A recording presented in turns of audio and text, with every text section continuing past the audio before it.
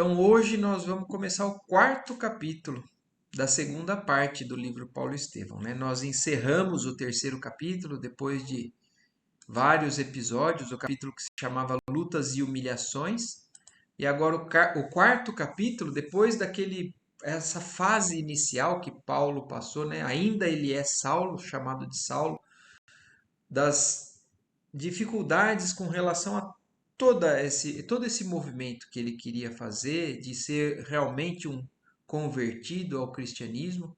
O cristianismo também ainda não é chamado de cristianismo, são os seguidores do caminho, são as pessoas do caminho, né, como eles chamavam, a igreja do caminho e tudo mais. E agora, então, nós vamos passando essa primeira fase mais difícil de Saulo. No final do capítulo anterior, ele resolveu então se estabelecer na cidade de Tarso, que é onde ele nasceu. Ele foi afastado da casa pelo próprio pai, mas ele resolveu trabalhar como tecelão. Então ele faz tapetes, conserta tapetes, humildemente. Por 3 anos ele fez esse trabalho ali no final daquele capítulo. E agora o capítulo 4 se chama Primeiros Labores Apostólicos. Então é onde ele começa a ter os primeiros trabalhos no sentido de um apóstolo do Cristo. Então vamos começar. Aqui tem muita coisa interessante também no capítulo de hoje. Transformado em rude operário, Saulo de Tarso apresentava notável diferença fisionômica. Acentuara-se-lhe a feição de asceta. Os olhos, contudo, denunciando o homem ponderado e resoluto, revelavam igualmente uma paz profunda e indefinível. Então, olha que legal, né? Ele já adquirindo no olhar dele aquilo do que ele sempre admirava e não entendia no Estevão e em outras criaturas que ele cruzou quando ele ainda era aquele Saulo tirano, né? Ainda o fariseu. Agora ele já estava demonstrando isso no olhar, apesar das dificuldades, apesar de ainda não estar fazendo exatamente o que ele imaginava, o que ele queria. Porque uma coisa no final daquele capítulo também é muito importante que a gente relembre isso. Nós termos entendimento cristão, nós termos a vontade de sermos verdadeiros cristãos, ainda não faz da gente pessoas que acertam no que estão fazendo. Porque o Saulo estava nesse momento perdido no capítulo anterior. Ele tinha muita vontade, ele tinha disposição e ele só estava errando por conta da vontade de que se cumpra logo o que ele tinha que fazer, por conta ainda do orgulho dele, né? Um pouco daquela impetuosidade. E aí é naquele momento que ele faz as perguntas para Abigail quando ela aparece para ele com relação a essas dificuldades. Porque ele quer ser cristão, mas ele não sabe como acertar. Como eu posso ser um cristão e acertar no que eu estou querendo fazer? Um verdadeiro cristão. E aí, resumindo, né, o que ela fala para ele, são aquelas 4 orientações. Ele tem que amar, ele tem que trabalhar, ele tem que esperar e perdoar. E aí então é um roteiro que ele vai levar para o resto da vida, e ele está seguindo então essas orientações de Abigail com paciência, entendendo o tempo, deixando com que essa fase de humildade, de trabalho mais apagado, fossem acalmando ele na ansiedade que ele tinha de fazer as coisas logo, da maneira dele. Então isso tudo está trabalhando o interior dele. E é por isso que ele já está adquirindo uma certa paz, que é profunda e indefinível, como Emmanuel descreve aqui para a gente. Compreendendo que a situação não lhe permitia idealizar grandes projetos de trabalho, contentava-se em fazer o que fosse possível. Ó, aqui já uma grande orientação para todos nós, né? Sentia prazer em testemunhar a mudança de conduta aos antigos camaradas de triunfo, por ocasião das festividades tarcenses. Orgulhava-se quase de viver do modesto rendimento do seu árduo labor. Vezes várias, Ele próprio atravessava as praças mais frequentadas, carregando pesados fardos de pelo caprino. Os conterrâneos admiravam a atitude humilde, que era agora o seu traço dominante. Então, olha isso, né? Ele não, para apagar aquele traço, né, de orgulho, agora na humildade de um trabalho totalmente apagado, carregando pelo de cabrito, né, para cima e para baixo, para fazer os tapetes dele, era o traço dominante de Saulo nessa fase. As famílias ilustres contemplavam-no com piedade. Todos os que o conheceram na fase áurea da juventude não se cansavam de lamentar aquela transformação. A maioria tratava-o como alienado pacífico. Por isso, nunca faltavam encomendas ao tecelão das proximidades do Tauro. A simpatia dos seus concidadãos, que jamais lhe compreenderiam integralmente as ideias novas, tinha a virtude de amplificar seu esforço, aumentando-lhe os parcos recursos. Ele, por sua vez, vivia tranquilo e satisfeito. O programa de Abigail constituía permanente mensagem ao seu coração. Olha que não é fácil a gente imaginar realmente uma pessoa que tinha tudo para ser vitorioso na vida humana e enxergar que estava errado, resolver fazer um caminho contrário e passar 3 anos desse jeito, sozinho, isolado, fazendo algo que nem era a pregação do cristianismo, principalmente a pregação que ele estava fazendo, era através das atitudes dele, e não de falas e mais nada. E ele estava sereno. E olha como o Emmanuel cita aqui, né? O programa de Abigail constituía permanente mensagem ao seu coração. Então, aquelas diretrizes ele ficou relembrando, talvez eternamente. Levantava-se todos os dias procurando amar a tudo e a todos, para prosseguir nos caminhos retos. Trabalhava ativamente. Se lhe chegavam desejos ansiosos, então, apesar de fazer isso, quando ele tinha uma certa inquietação, uma ansiedade, então, se lhe chegavam desejos ansiosos, inquietações para intensificar suas atividades fora do tempo apropriado, bastava esperar. E se alguém dele se compadecia, se outros o apelidavam de louco, desertor ou fantasista, procurava esquecer a incompreensão alheia com o perdão sincero, refletindo nas vezes muitas que também ele ofendera os outros por ignorância. Estava sem amigos, sem afetos, suportando os desencantos da soledade, que se não tinha companheiros carinhosos, também não necessitava temer os sofrimentos oriundos das amizades infiéis. Procurava encontrar no dia o colaborador valioso, que não lhe subtraía as oportunidades. Com ele tecia tapetes complicados, barracas e tendas, exercitando-se na paciência indispensável aos trabalhos outros, que ainda o esperavam nas encruzilhadas da vida. A noite era a bênção do espírito.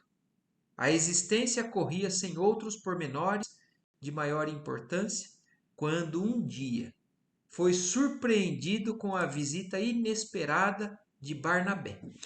Então vocês se lembram de Barnabé, né? Ali na casa do caminho, que era um dos companheiros do Pedro, de Simão Pedro, de Tiago, dos outros que trabalhavam ali. Barnabé foi então quem, inclusive, foi buscar Saulo naquela estalagem lá de Judas. Então, depois de 3 anos, e esses 3 anos importantes para a melhoria do quadro íntimo dele, ele foi visitado por Barnabé ali em Tarso. O ex-levita de Chipre encontrava-se em Antioquia, a braços com sérias responsabilidades.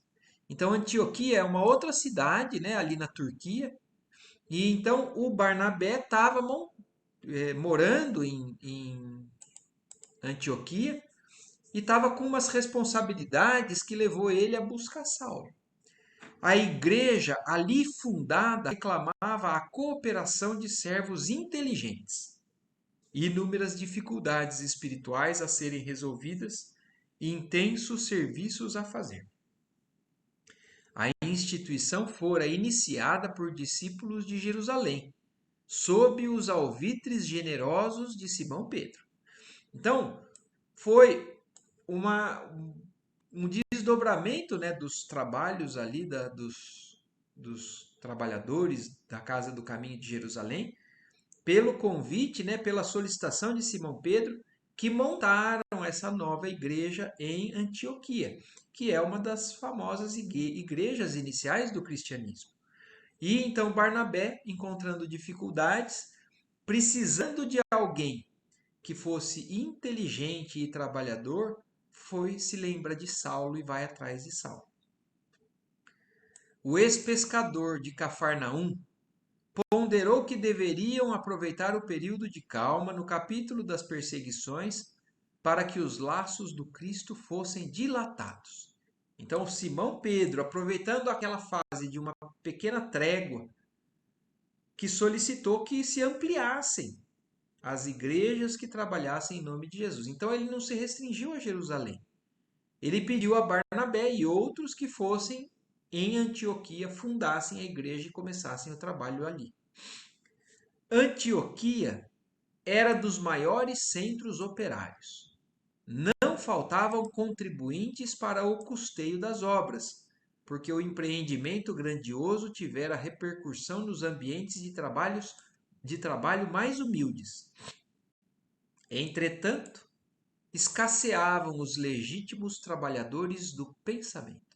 Então, trabalhadores braçais tinham muitos ali em Antioquia, porque esse auxílio da Casa do Caminho ali, da igreja, chegou principalmente aos mais humildes, mais trabalhadores, mas não tinham aqueles que pudessem contribuir na questão filosófica, do pensamento, da inteligência. E Saulo era uma pessoa, né, que tinha essas qualidades. Ainda aí entrou a compreensão de Pedro para que não faltasse ao tecelão de Tarso o ensejo devido. Então também foi por intercessão de Pedro, por solicitação de Pedro, que lembra, olha, Saulo que está morando em Tarso pode ser um que pode contribuir conosco na igreja de Antioquia. Observando as dificuldades, depois de indicar Barnabé para a direção do núcleo do caminho, aconselhou a procurar o convertido de Damasco, a fim de que a sua capacidade alcançasse um campo novo de exercício espiritual. Então é aí que eles buscam Saulo, para começar a ajudar nesse local onde o Barnabé estava encabeçando, porque Pedro provavelmente inaugurou a igreja, mas voltou para Jerusalém. E Saulo então recebeu o amigo com imensa alegria. Vendo-se lembrado pelos irmãos distantes, tinha a impressão de receber um novo alento. O companheiro expôs o elevado plano da igreja que reclamava o concurso fraterno, o desdobramento dos serviços, a colaboração constante de que poderiam dispor para a construção das obras de Jesus Cristo. Então eu volto a pensar nisso, né? Imagina, ele estava 3 anos trabalhando daquele jeito, humildemente, mas sem saber o que ia acontecer com ele. Ele fica feliz porque ele se lembra, agora ele vê que aqueles que ele teve um pouco de acolhimento, que tinham pedido para que ele, na verdade, se distanciasse dali por necessidade, se lembraram dele. E então, quando chamaram para que ele pudesse voltar a trabalhar, principalmente, né, na construção das obras de Jesus, Barnabé exaltou a dedicação dos homens humildes que cooperavam com ele. A instituição, todavia, reclamava irmãos dedicados que conhecessem profundamente a lei de Moisés e o evangelho do Mestre. Então, Saulo era exatamente isso. um profundo conhecedor das leis de Moisés e do Evangelho do Cristo. E eles estavam precisando justamente de pessoas com essas qualidades, a fim de não ser prejudicada a tarefa da iluminação intelectual.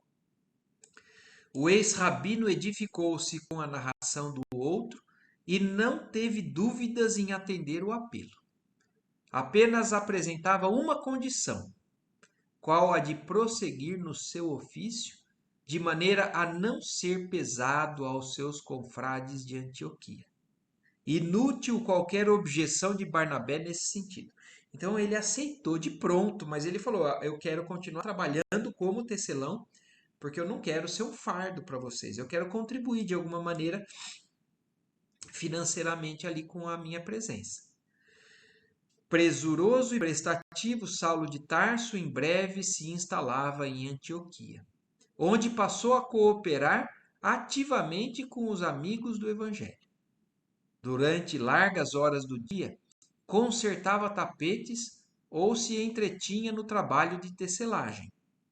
Destarte, ganhava o necessário para viver, tornando-se um modelo no seio da nova igreja. Então ele se mudou. Acabou o período dele em Tarso e ele se mudou lá para Antioquia.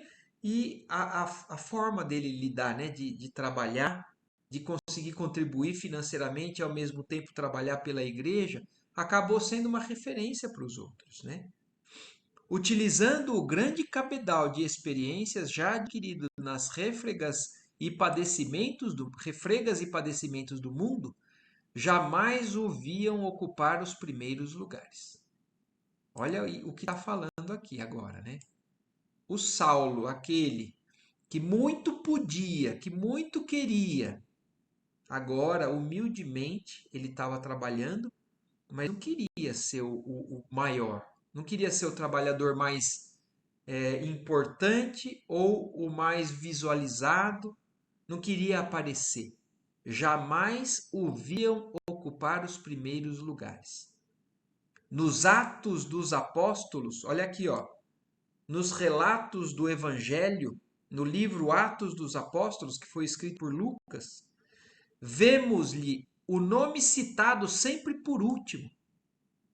Olha isso. Os evangelistas citavam uma série. Se a gente for no Atos dos Apóstolos, nós vamos comprovar isso. Mas Saulo é sempre um dos últimos a ser citado. Como ele estava se colocando já em posição realmente humilde. Quando se referem aos colaboradores de Barnabé, Saulo havia aprendido a esperar. Na comunidade preferia os labores mais simples. Sentia-se bem atendendo aos doentes numerosos. Recordava Simão Pedro e procurava cumprir os novos deveres na pauta da bondade despretensiosa, embora imprimindo em tudo o traço da sua sinceridade e franqueza, quase ásperas. A igreja não era rica, mas a boa vontade dos componentes parecia promovê-la de graças abundantes. Antioquia, cidade cosmopolita, tornara-se um foco de grandes devassidões. Então, até por isso, talvez, ali Antioquia foi recomendada por Pedro também que fosse trabalhada, para que a mensagem do Cristo fosse levada, né? Era uma cidade grande que, como quase toda cidade grande, os habitantes se entregam às devassidões, às paixões, né, que a carne, né, que os abusos podem oferecer. Na sua paisagem enfeitada de mármores preciosos, que deixavam entrever a opulência dos habitantes, proliferava toda a espécie de abusos. Os fortunosos entregavam-se aos prazeres licenciosos desenfreadamente. Os bosques artificiais reuniam assembleias galantes, onde criminosa tolerância caracterizava todos os propósitos. A riqueza pública ensejava grandes possibilidades às extravagâncias.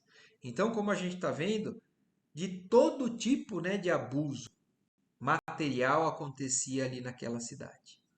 A cidade estava cheia de mercadores que se guerreavam sem tréguas, de ambições inferiores, de dramas passionais. Mas, diariamente à noite, se reuniam na casa singela onde funcionava a célula do caminho. Grandes grupos de pedreiros, de soldados paupérrimos, de lavradores pobres, ansiosos todas pela mensagem de um mundo melhor. Então, ali, né, a célula do caminho, como eu falava, aquele local, era como já se fosse um, um ambiente de luz, de refúgio para aqueles maiores sofredores daquela época. As mulheres de condição humilde compareciam igualmente em grande número. A maioria dos frequentadores interessavam-se por conselhos e consolações, remédios para as chagas do corpo e do espírito. Geralmente eram Barnabé e Manaém. Manaém é um outro ali dos colaboradores, né? Se a gente entra aqui nesse símbolozinho, como já falamos antes, explica um pouco sobre esse Manaém. Então, Manaém era um daqueles que tinham uma certa influência espiritual, né? Então, o Espírito Santo, como eles diziam na época, descia sobre ele, e algumas das profecias eram ditas através disso. E era um dos colaboradores de Barnabé. Então, geralmente era ele, Barnabé ou Manaém, os pregadores mais destacados, ministrando o evangelho às assembleias heterogêneas. Saulo de Tarso limitava-se a cooperar. Então, olha isso, olha a transformação de Saulo através desse período. Ele já não queria ser aquele que falava, ele já não queria ser um trabalhador da casa que fosse o importante. Ele queria ser um trabalhador. Ele limitava-se a cooperar, independente de onde precisasse, pelo que a gente vai entendendo aqui, né? Ele mesmo notara que Jesus, por certo, recomendara absoluto recomeço em suas experiências. Então, quando ele entra ali, né, no Sinédrio e no templo em Jerusalém, que tem aquela presença divina, né, que a gente vê que foi Estevão, pedindo para que ele saísse dali, para que ele fosse para Tarso, ele percebe que ele tinha que fazer um recomeço completo, renovar totalmente a sua concepção do que ele deveria ser, onde ele deveria servir. Certa feita fez o possível por conduzir as pregações gerais, mas nada conseguiu. Olha isso, ele até tentou falar em público ali na igreja de Antioquia, mas não conseguiu. A palavra, tão fácil noutros tempos, parecia retrair-se-lhe na garganta. Compreendeu que era justo padecer as torturas do reinício, em virtude da oportunidade que não soubera valorizar. Não obstante as barreiras que se antepunham às suas atividades, jamais se deixou avassalar pelo desânimo. Então, apesar de enfrentar agora essas dificuldades, que são de realização pessoal mesmo, agora ele não estava mais sendo repelido ou perseguido pelos outros. Ele estava encontrando a limitação nele mesmo. E mesmo assim ele não se deixava invadir pelo desânimo. Se ocupava a tribuna, tinha extrema dificuldade na interpretação das ideias mais simples. Então olha que coisa. Porque eu acho que tira a base, né? A pessoa que apesar de ter o conhecimento, ela se vê totalmente insegura com relação à maneira de fazer, de lidar, de expor. Então, mesmo nas interpretações mais simples, ele estava tendo dificuldade. Aquele Saulo que era o que se propunha debater com qualquer um que quisesse. Por vezes chegava a corar de vergonha ante o público que lhe aguardava as conclusões com ardente interesse. dada a fama de pregador de Moisés no templo de Jerusalém. Quer dizer, muitos até esperavam, olha, esse era o ex-doutor da lei, vamos ver o que ele tem para falar. E ele ficava envergonhado porque ele não conseguia superar as suas limitações que ele estava encontrando, não conseguia estar ao alcance das expectativas daqueles que ali estavam para ouvir ele, né? Além disso, o sublime acontecimento de Damasco cercava-o de nobre e justa curiosidade. Então imagina para aqueles que ouviram o fato do que aconteceu. Ah, esse era o doutor da lei que perseguia os cristãos, que foi visitado pelo próprio Cristo. Então, que especial que ele deve ser, né? E ele estava se mostrando o mais simples de todos os colaboradores ali. O próprio Barnabé, várias vezes, surpreendera-se com a sua dialética confusa na interpretação dos evangelhos e refletia na tradição de seu passado como rabino, que não chegara a conhecer pessoalmente, e na timidez que o assomava justo no momento de conquistar o público. Então vamos lembrar, né? Por que Barnabé foi procurar Saulo? Porque ele era alguém inteligente e eloquente para poder colaborar nesse sentido. E ele não estava conseguindo colaborar nesse sentido. Então, até Barnabé, que não conheceu ele quando na fase de rabino, ele estava questionando. Puxa, estava surpreso com aquele que ele estava encontrando, com dificuldade e timidez para fazer as explanações mais simples ali do evangelho. Por esse motivo, foi afastado discretamente da pregação e aproveitado noutros místeres. Então, olha isso, Saulo foi afastado gentilmente, delicadamente, da pregação, porque ele não tinha condições, não conseguia fazer. Saulo, porém, compreendia e não desanimava. Se não era possível regressar de pronto ao labor da pregação, preparar-se-ia de novo para isso. Então, olha a capacidade de Saulo de ter paciência. E mesmo que se vendo sem condições, ele fala assim: eu vou me preparar. Se não é agora, eu vou buscar os meios, eu vou me entregar ao tempo que for necessário para esse preparo, para que eu faça o que Jesus espera de mim. Nesse intuito, retinha irmãos humildes na sua tenda de trabalho, e enquanto as mãos teciam com segurança, entabulava conversas sobre a missão do Cristo. Então, como que ele conseguiu, né, começar a treinar o que ele tinha para fazer? Não em público, para uma quantidade enorme. Aqueles poucos que procuravam ele no trabalho de tecelão, ele, numa conversa entre dois ou três ali, aí ele começava a conversar sobre a missão do Cristo, sobre o que ele entendia. À noite, promovia palestras na igreja com a cooperação de todos os presentes. Quer dizer, ele buscava o auxílio, nunca sozinho, sempre cooperado.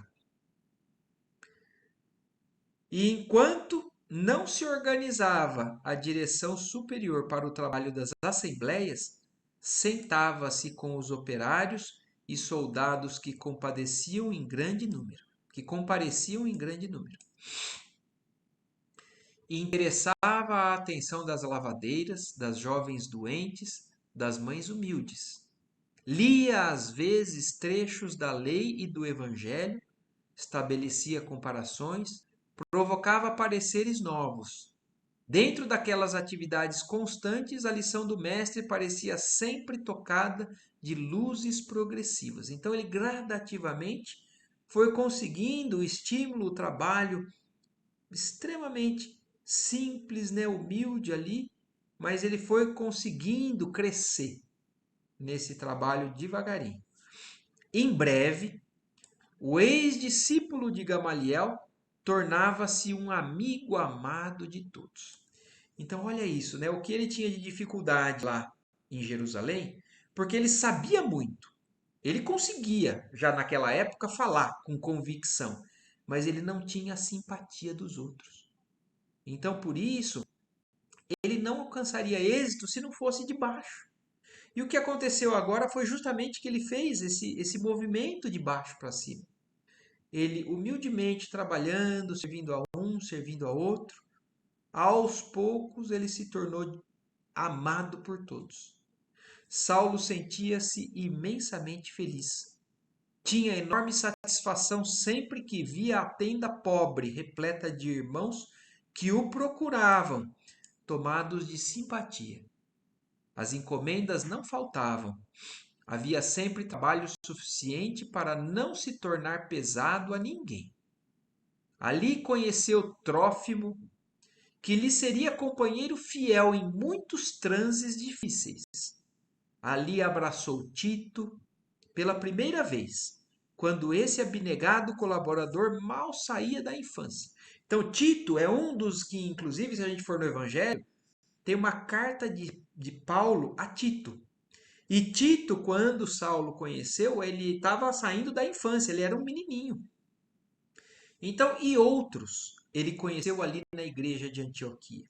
Começou a sua proximidade, o seu afeto, a sua simpatia por algumas desses personagens que seguiram por toda a trajetória de Saulo, né? E eles citam alguns, e quem tiver interesse, aqui entrando na Bíblia do Caminho, vai conhecendo as particularidades de cada uma desses personagens que está sendo citado. A existência para o ex-rabino não podia ser mais tranquila nem mais bela. Era-lhe o dia cheio das notas harmoniosas do trabalho digno e construtivo.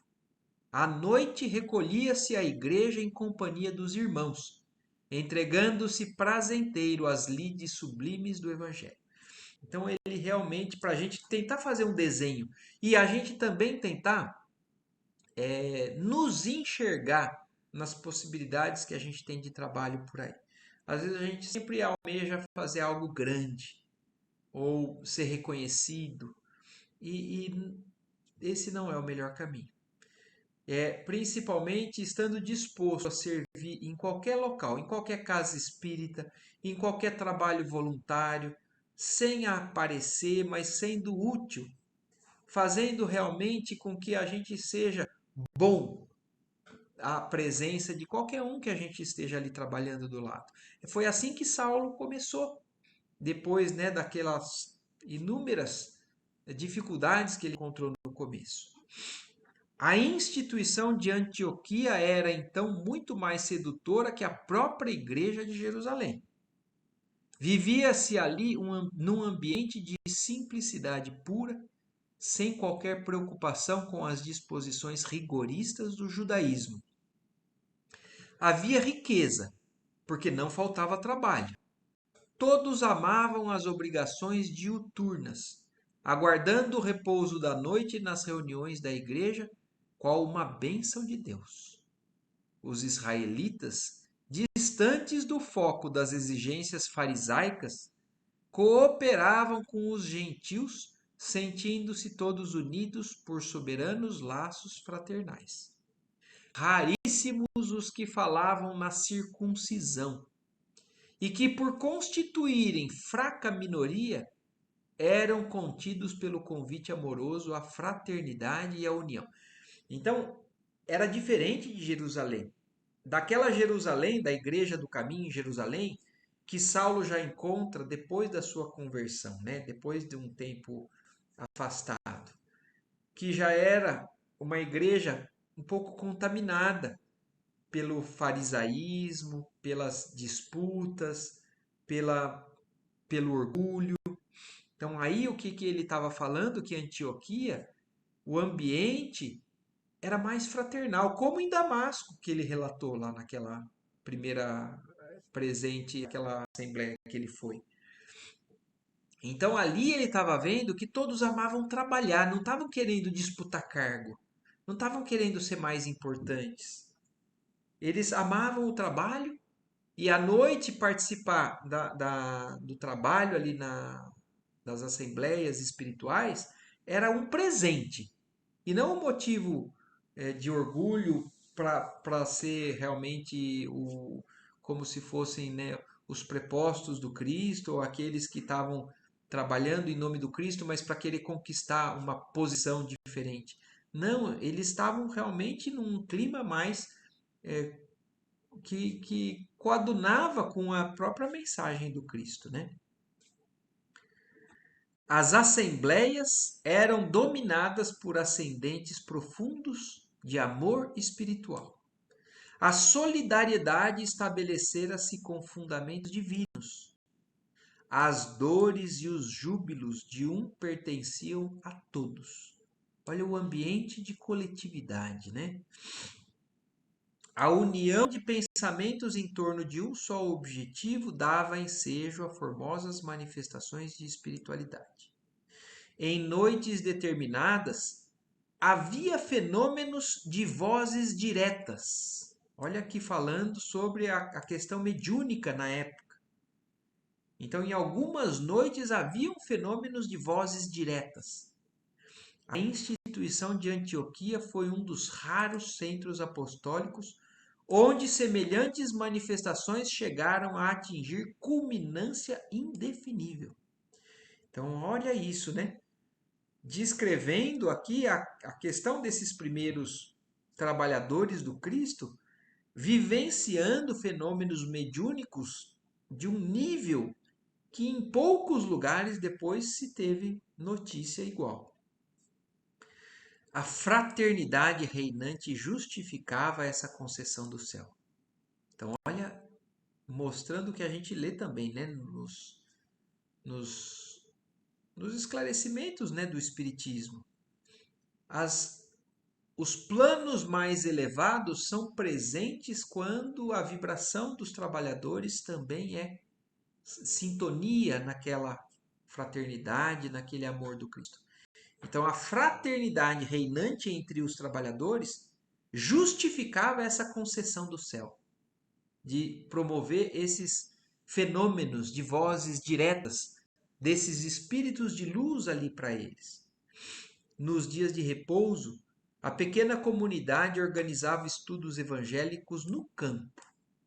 A interpretação dos ensinos de Jesus era levada a efeito em algum recanto ameno e solitário da natureza, quase sempre às margens do Orontes. Orontes é um rio que passa ali, né, na cidade de Antioquia, um rio ali da Turquia que atravessa a Turquia e passa por outros países, inclusive ali. Mas falando que nas margens desse rio, eles também faziam estudos evangélicos, trabalhos ali nessa comunidade inicial de Antioquia. Saulo encontrara em tudo isso um mundo diferente. A permanência em Antioquia era interpretada como um auxílio de Deus.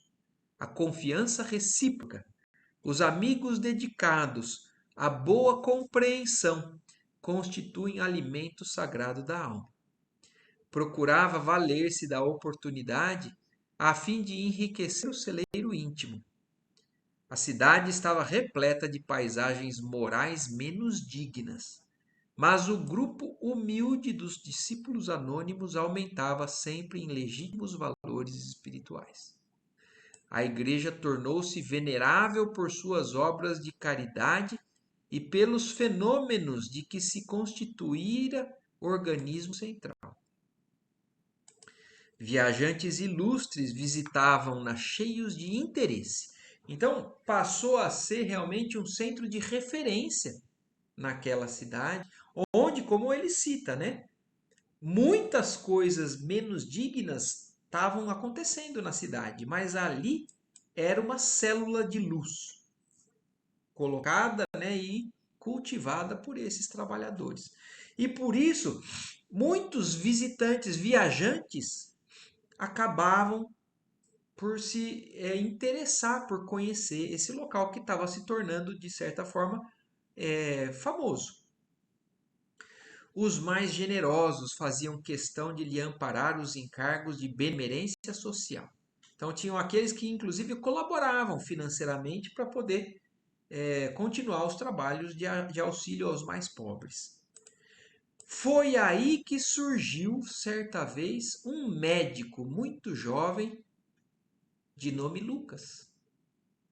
Então, olha aqui, onde que começa a trajetória do evangelista Lucas.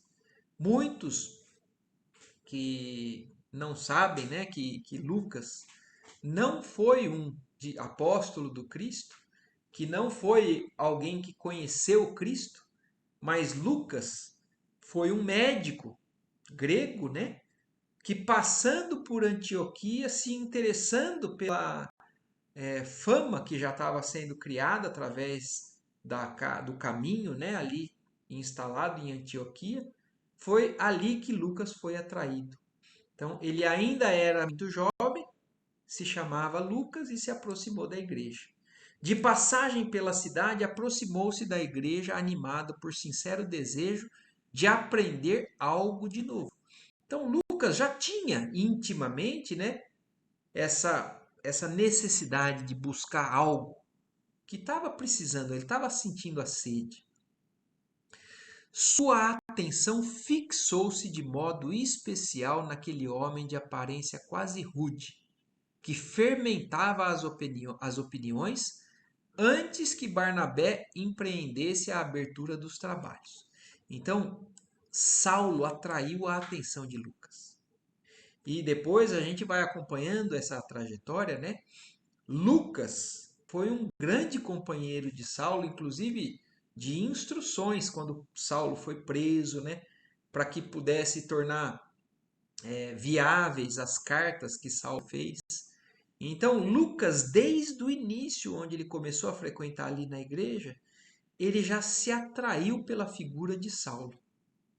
Aquelas atitudes de Saulo, evidenciando a preocupação generosa de ensinar e aprender simultaneamente, impressionaram-no a ponto de apresentar-se ao ex-rabino, desejoso de ouvi-lo com mais frequência.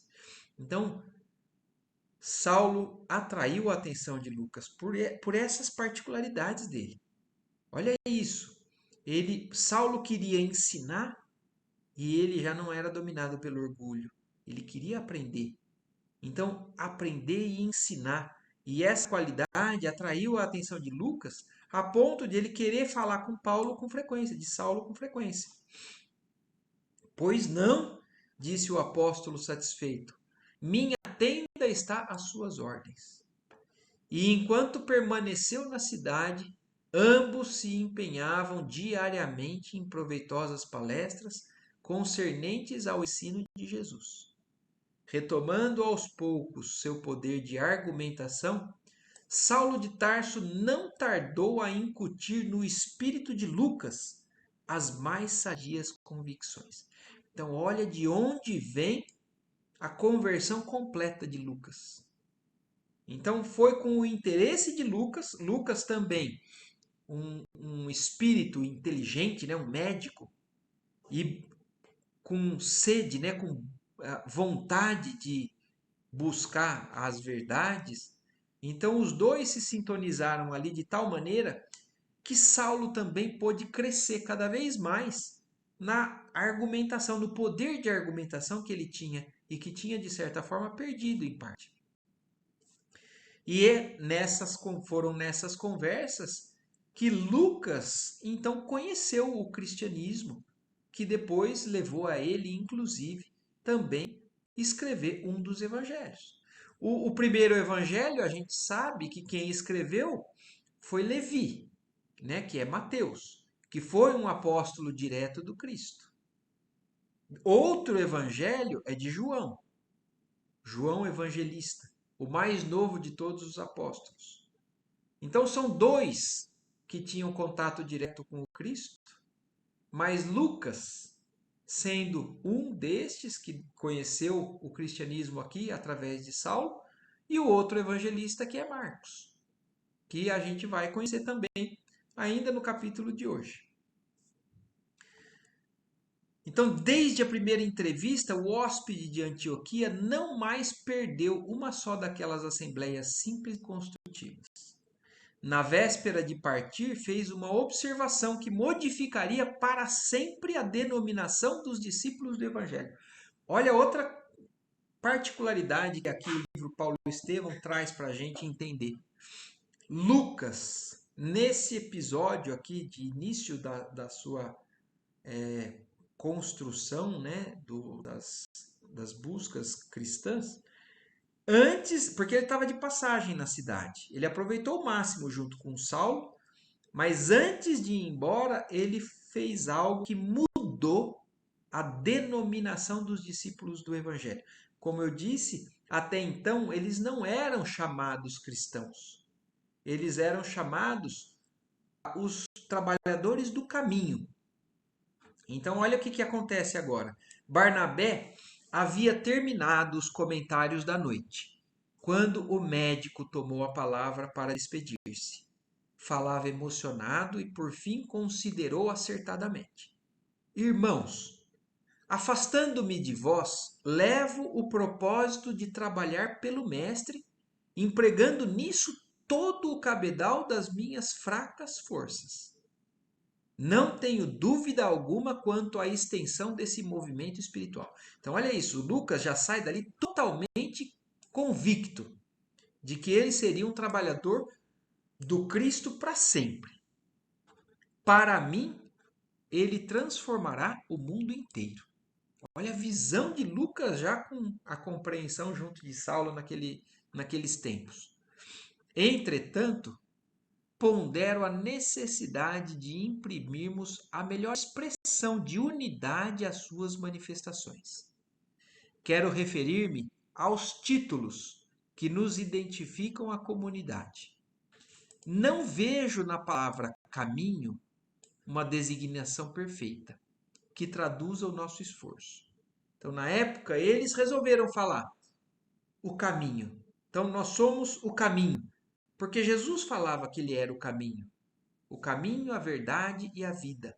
Então, se quisessem chegar a esse céu ou a esse estado, seria através desse caminho. Por isso eles resolveram falar o caminho, se identificar como o caminho. Mas Lucas que alerta, fala assim, eu não acho que essa palavra é a mais adequada aos nossos esforços. Os discípulos do Cristo são chamados viajores, peregrinos, caminheiros. Então eles eram conhecidos através dessas designações na época. Os viajores, os caminheiros. Mas há viandantes e estradas de todos os matizes. O mal tem igualmente os seus caminhos. Quer dizer, caminho é caminho para qualquer lado.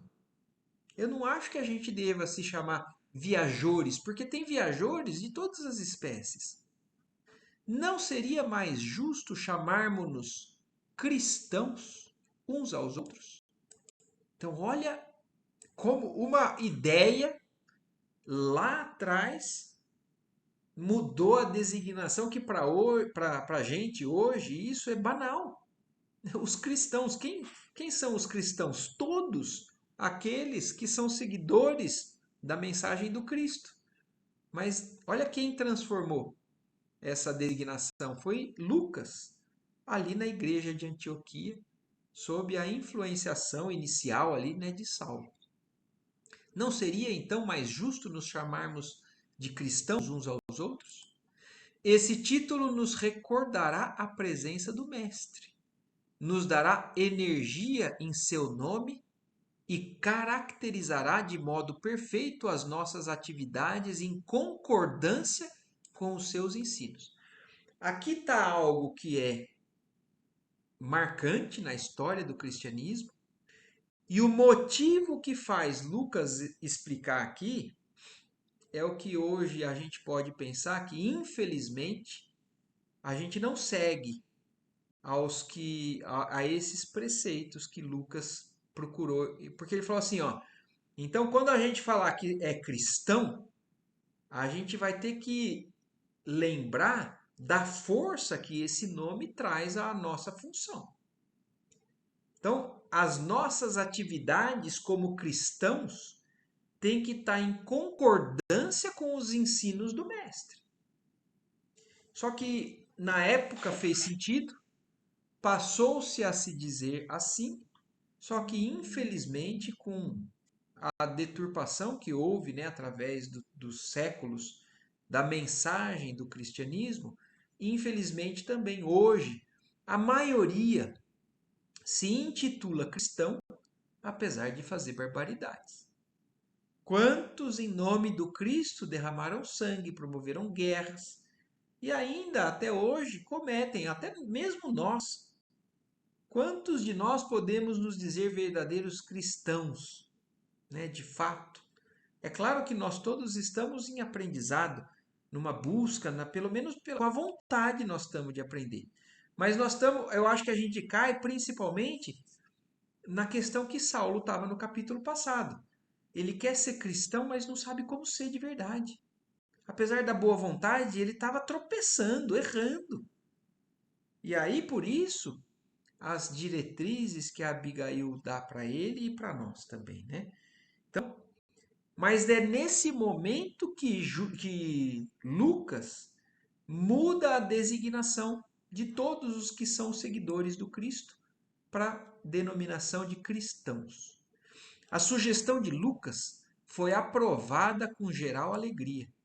O próprio Barnabé abraçou-o enternecidamente, agradecendo o acertado alvitre, que vinha satisfazer a certas aspirações da comunidade inteira.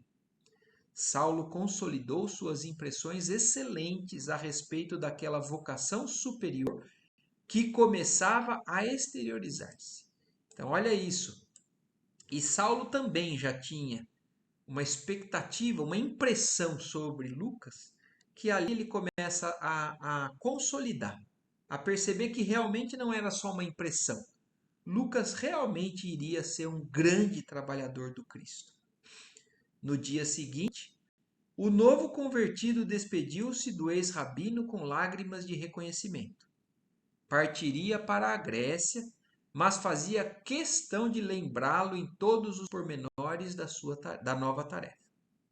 Da porta de sua tenda rústica, o ex-doutor da lei contemplou o vulto de Lucas até que desaparecesse ao longe, voltando ao tear de olhos úmidos. Gratamente emocionado, reconhecia que, no trato do Evangelho, aprendera a ser amigo fiel e dedicado. Cotejava os sentimentos de agora com as concepções mais antigas e verificava profundas diferenças. Outrora, suas relações se prendiam a conveniências sociais. Os afeiçoados vinham e seguiam, sem deixar grandes sinais em sua alma vibrátil. Agora, o coração renovava-se em Jesus Cristo. Tornara-se mais sensível ao contato com o divino, as dedicações sinceras esculpiam-se nele para sempre. Então, olha, Saulo estava observando a verdadeira transformação que estava acontecendo nele. Ele estava, inclusive, prestando atenção o quanto as pessoas eram importantes para ele, o quanto que as pessoas promoviam pequenas modificações ou grandes modificações no seu íntimo. Porque antes, aquele Saulo lá, ele só queria promover modificação nos outros. Ele não era sensível ao jeito de ser de cada um que pudesse ali cruzar o seu caminho. Agora, além de ele ter crescido no Cristo, as pessoas cresciam também aos olhos dele. Então, e isso estava sendo nítido aos olhos de Saulo, com relação a uma autoavaliação que ele estava fazendo dele mesmo. O alvitre de Lucas estendeu-se rapidamente a todos os núcleos evangélicos, inclusive Jerusalém. Então, aquela sugestão de Lucas de mudar o nome, a designação, chegou em Jerusalém, inclusive, que o recebeu com especial simpatia. Dentro de breve tempo, em toda parte, a palavra cristianismo substituía a palavra caminho. Então, dali em diante, tudo realmente foi transformado ao cristianismo e não mais ao caminho. A igreja de Antioquia continuava oferecendo as mais belas expressões evolutivas. De todas as grandes cidades afluíam colaboradores sinceros. As assembleias estavam sempre cheias de revelações. Numerosos irmãos profetizavam, animados do Espírito Santo. Foi aí que Ágabo, quer dizer, mais um dos que são citados aqui, ó, que são médiums. Hoje a gente pode já falar claramente. Eram médiums. Eram trabalhadores do Cristo que tinham sensibilidade ao mundo espiritual e que recebiam, eram animados pelo Espírito Santo. E o que é o Espírito Santo? Ó, se a gente olha aqui, ó, uma nota de Emmanuel falando sobre o porquê que ele escreve Espírito Santo. Animados do Espírito Santo. Ninguém deverá ignorar que Espírito Santo designa a legião dos espíritos santificados na luz e no amor que cooperam com o Cristo desde os primeiros tempos da humanidade. Então, isso daqui, ó, observação, nota de Emmanuel. A igreja enxerga ainda o Espírito Santo, talvez com uma concepção diferente. Mas aqui está bem claro, e nós sabemos que são os espíritos já que atingiram o grau de pureza e que trabalham juntamente com o Cristo por essa renovação da humanidade. Então são espíritos santificados na luz e no amor.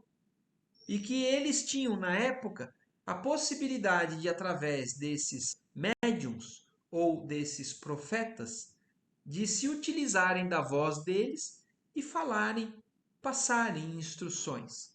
Então aqui o Espírito Santo, né, falando através de Ágabo.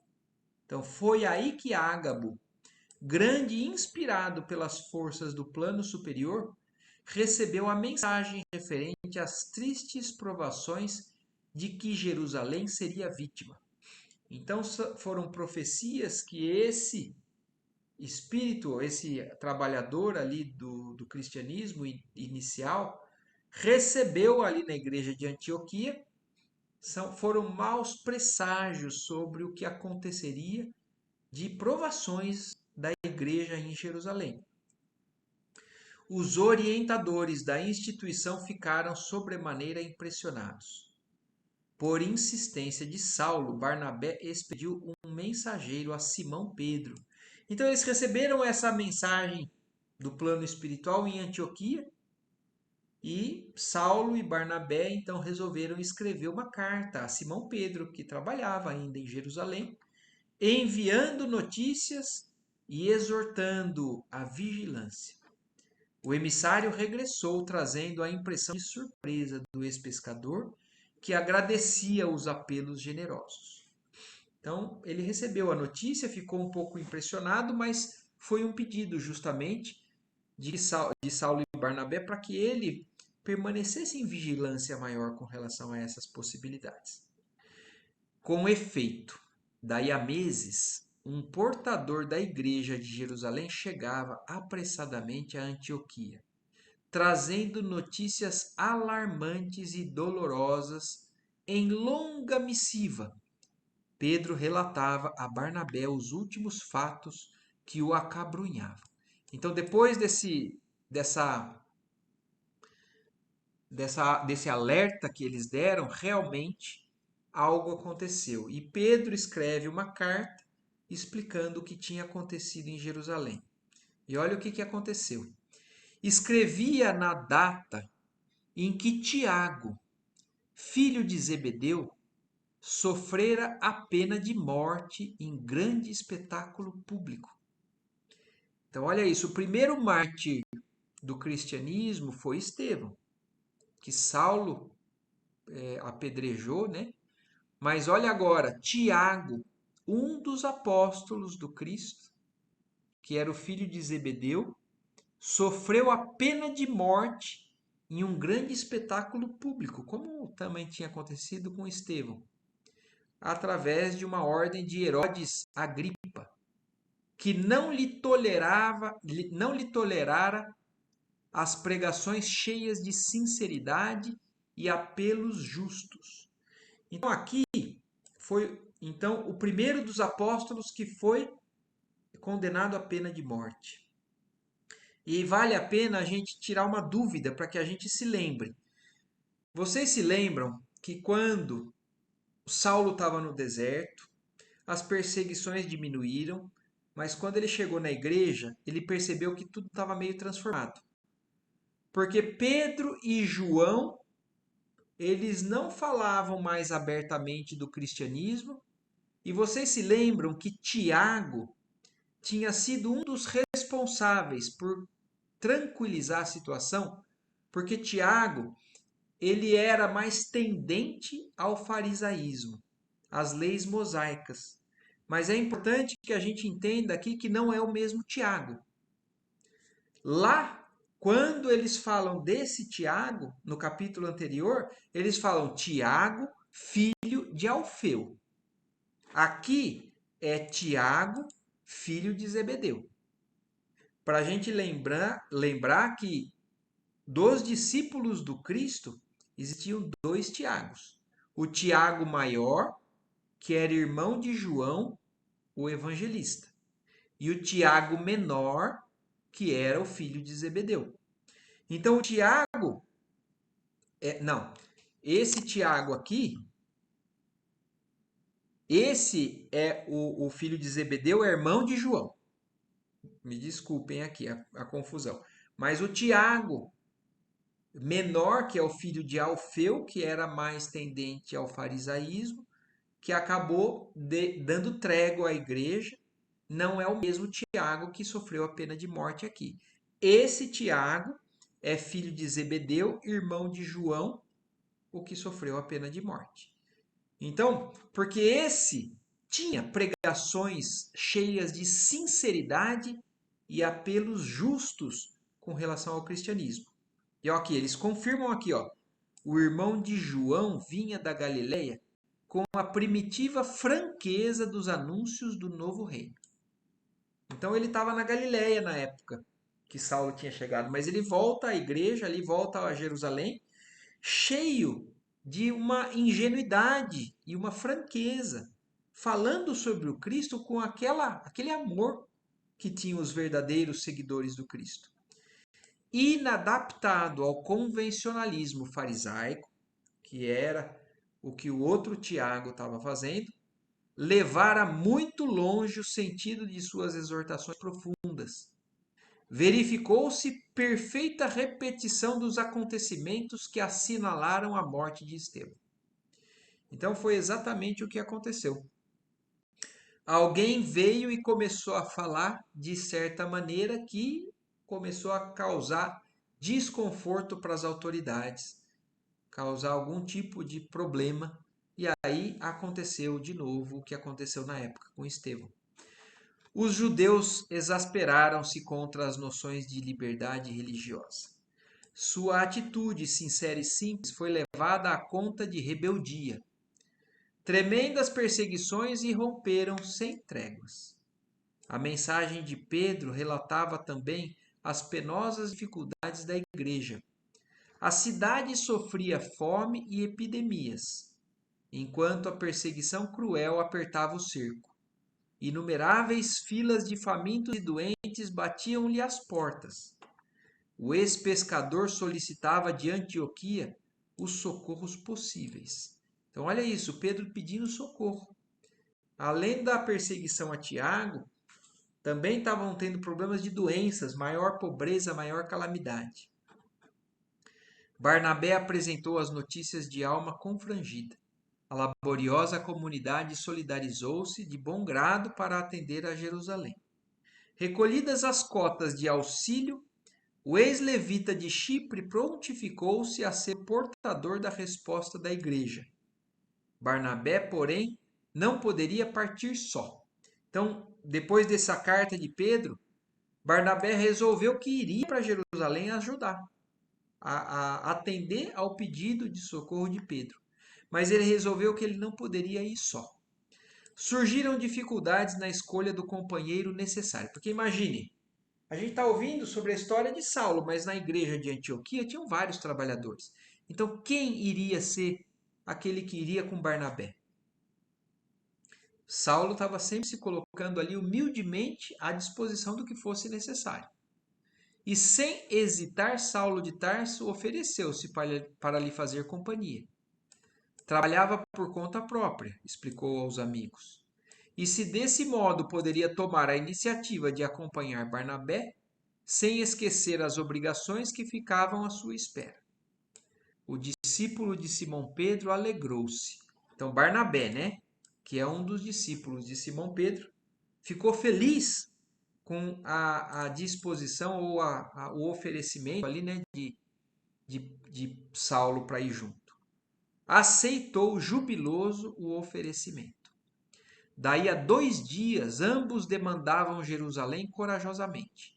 A jornada era assaz difícil, mas os dois venceram os caminhos no menor prazo de tempo. Imensas surpresas aguardavam os emissários de Antioquia, que já não encontraram Simão Pedro em Jerusalém. Então, olha isso, eles chegaram lá e Simão Pedro já não estava mais lá. As autoridades haviam efetuado a prisão do ex-pescador de Cafarnaum, logo após a dolorosa execução do filho de Zebedeu. Então, olha isso. Tiago foi morto, Pedro escreveu a carta pedindo socorro, mas logo em seguida, Pedro foi preso. Amargas provações haviam caído sobre a igreja e seus discípulos. Saulo e Barnabé foram recebidos especialmente por Prócoro. Prócoro, vocês se lembram, foi aquele que recebeu Saulo depois da conversão de Damasco, ali nas portas, né, da igreja, que os informou de todos os sucessos. Os sucessos, né, as coisas que se sucederam.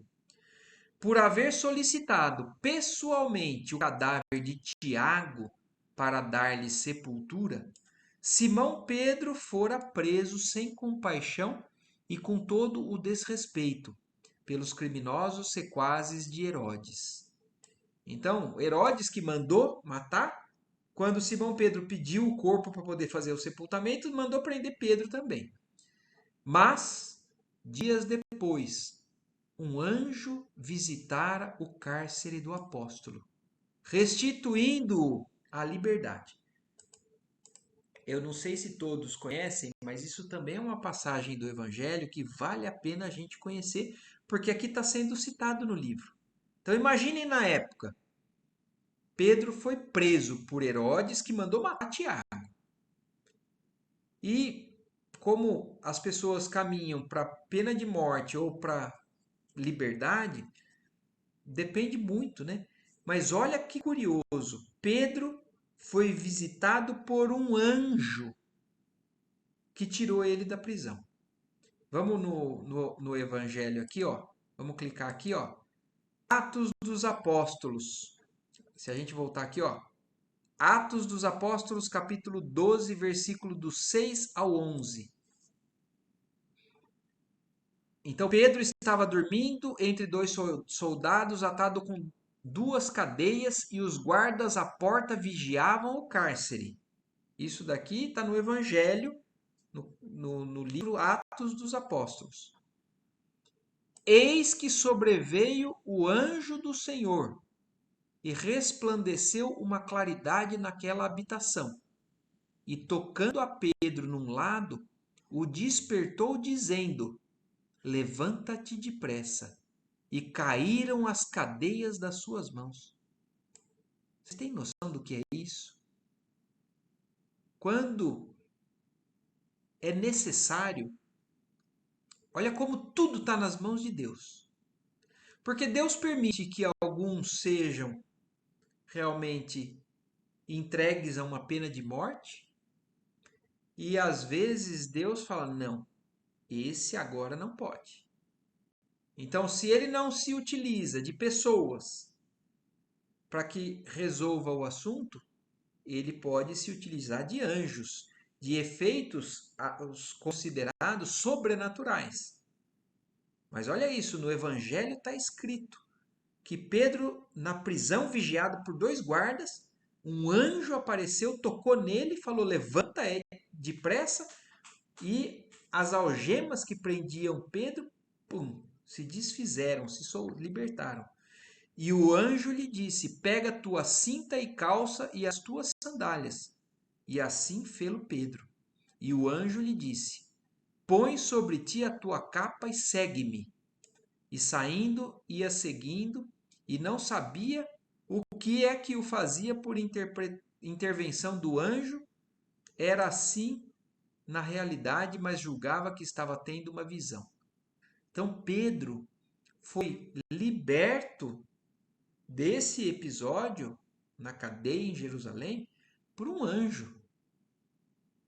Botou ele para fora, botou ele de volta para o seu trabalho. E aí vamos voltar aqui. Então, depois de dias, um anjo visitou o cárcere do apóstolo, devolvendo ele a liberdade. O narrador referiu-se ao feito com os olhos fulgurantes de fé. Cortou o júbilo dos irmãos quando Pedro surgiu à noite, com o relato da sua libertação. Os companheiros mais ponderados induziram-no então a sair de Jerusalém e esperar na igreja incipiente de Jope a normalidade da situação. Prócoro contou como o apóstolo relutara em aquecer a esse alvitre dos mais prudentes. Então, quando aconteceu isso, que Pedro foi libertado por um anjo, ao mesmo tempo eles pensaram: não adianta, eles vão vir te buscar. Você já conseguiu uma graça de Deus que te libertou, mas é melhor que você saia da cidade. E apesar de relutar no começo, Pedro acabou saindo da cidade. João e Filipe haviam partido. Então, já tinham 2 que já tinham partido da cidade também, para que não fossem condenados à morte. As autoridades apenas toleravam a igreja em consideração à personalidade de Tiago. Olha aqui, o outro Tiago. Então, as autoridades apenas toleravam a igreja porque Tiago falava só sobre Moisés. Falava sobre todos os rituais da antiga lei. Que pelas suas atitudes de profundo ascetismo impressionava a mentalidade popular, criando em torno dele uma atmosfera de respeito intangível. Na mesma noite da libertação, por atender-lhe à insistência, Pedro fora conduzido à igreja pelos amigos. Desejava ficar, despreocupado das consequências, mas quando viu a casa cheia de enfermos, de famintos, de mendigos andrajosos, houve de ceder a Tiago a direção da comunidade e partir para Jope, a fim de que os pobrezinhos não tivessem a situação agravada por sua causa. Então, por que Pedro acabou concordando? Ele teve medo das autoridades virem atrás dele e acabarem maltratando todos aqueles que estavam ali já procurando uma melhora do seu sofrimento. E aí, então, Pedro entrega a direção da casa a Tiago, o filho de Alfeu, e parte para Jope. Saulo mostrava-se grandemente impressionado com tudo aquilo. Junto de Barnabé, tratou logo de ouvir a palavra de Tiago, o filho de Alfeu. O apóstolo recebeu-os de bom grado, mas podiam-se-lhe notar desde logo os receios e inquietações. Repetiu as informações de Prócoro em voz baixa, como se temesse a presença de delatores. Alegou a necessidade de transigência com as autoridades, invocou o procedente da morte do filho de Zebedeu, referiu-se às modificações essenciais que induzira na igreja. Na ausência de Pedro, poderia falar do evangelho sem referir-se, ninguém poderia falar do evangelho sem referir-se às leis de Moisés. Então, olha isso. A pregação ali em Jerusalém estava sendo totalmente abafada das verdades do Cristo. Só se poderia falar dos Cristos se referindo às leis de Moisés. As pregações só poderiam ser ouvidas pelos circuncisos. Então, olha isso, estava tudo sendo totalmente abafado, né, com relação às transformações. A igreja estava equiparada às sinagogas. Saulo e o companheiro ouviram-no com grande surpresa. Entregaram-lhe em silêncio o auxílio financeiro de Antioquia.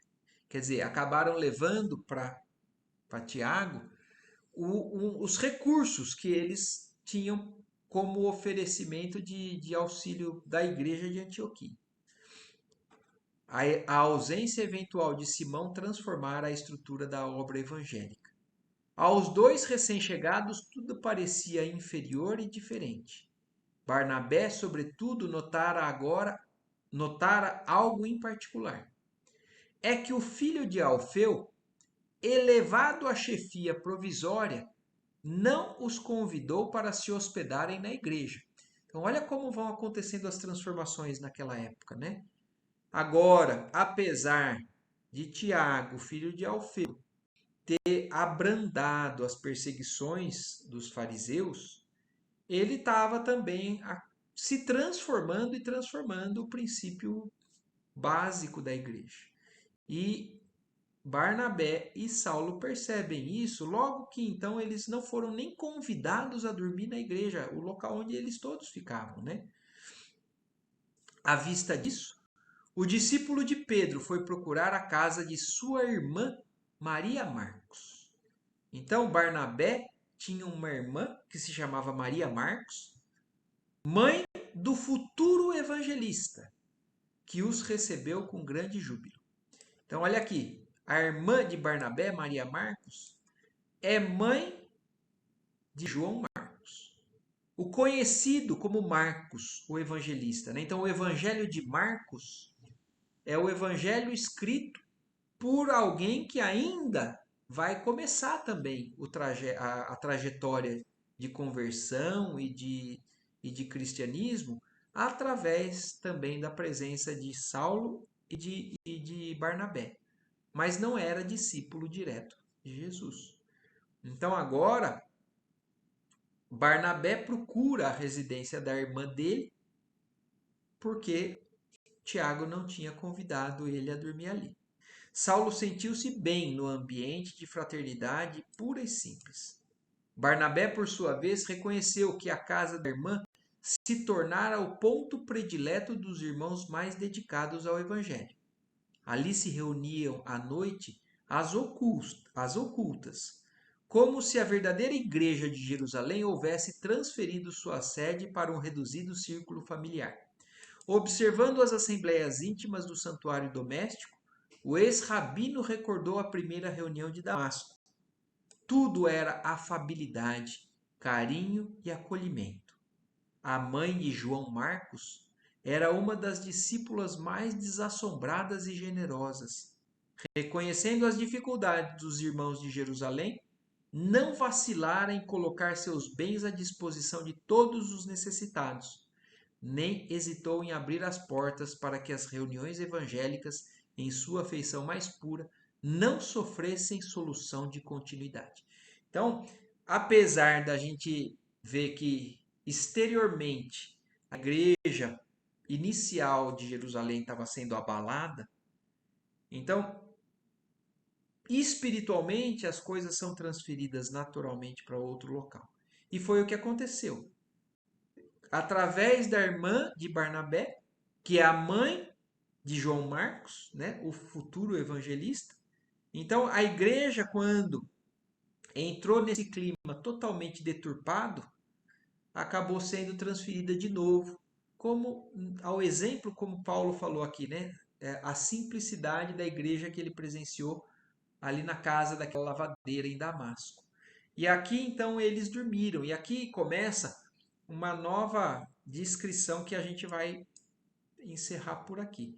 Acho que por hoje já está bastante, né, onde a gente avançou, mas já para não ficar muito cansativo, porque nós temos muito capítulo ainda pela frente. Eu acho que nós vamos fazer esse capítulo aqui uns 5 domingos, certo? Mas tem muita coisa legal, muita coisa interessante, né?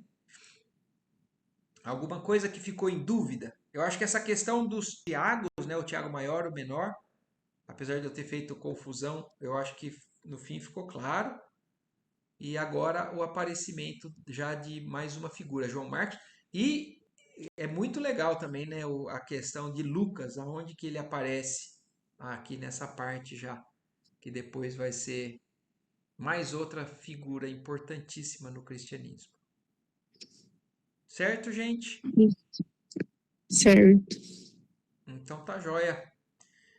Então, muito bom. Gratidão, Ádila, gratidão, Gandolf, Eva, a todos que estão Gratidão. aqui nos ouvindo. Uma Não semana vai. abençoada para todos. Que assim seja. Tchau, Boa noite. Gandolf. Boa Tchau. noite.